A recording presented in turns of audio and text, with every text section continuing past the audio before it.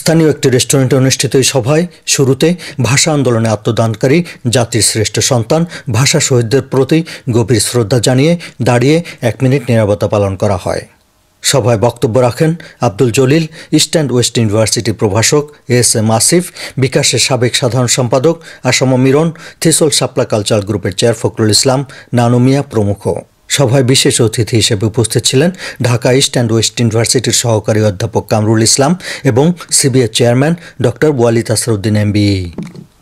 1947 সাল থেকে দেশকে ভালোবেসে যারা জীবনকে উৎসর্গ করে গেছেন তাদেরকে শ্রদ্ধা ভরে স্মরণ করেন বক্তাগণ। তারা বলেন, 21 আমাদের চেতনা, 21 আমাদের অহংকার।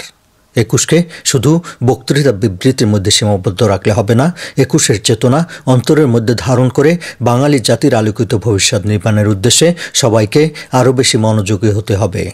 আমাদের 63তম ভাষা শহীদ দিবস ও 16তম আন্তর্জাতিক মাতৃভাষা দিবসে বাংলাদেশ কেটারিং অ্যাসোসিয়েশন স্কটল্যান্ড এর পক্ষ থেকে সকল ভাষা শহীদদের স্মরণ করছি বিনম্র শ্রদ্ধায়। প্রবাসে বাংলা চর্চা হোক আরও উজ্জীবিত, এ প্রত্যাশায় ব্যক্ত করছি। আন্তর্জাতিক মাতৃভাষা দিবস মায়ের ভাষায় কথা বলার অধিকার প্রতিষ্ঠা করে বাংলা ভাষাকে, বাঙালি জাতিকে বহির্বিশ্বে সম্মানিত করেছে। অন্যদিকে শোকাহত শহীদ দিবস গণতন্ত্র প্রতিষ্ঠায় বাঙালি জাতির প্রেরণা হোক।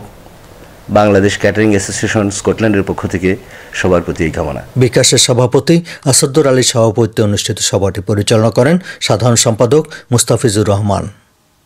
স্কটল্যান্ডের এডিনবরা থেকে হুমায়ুন কবির, চ্যানেল আই।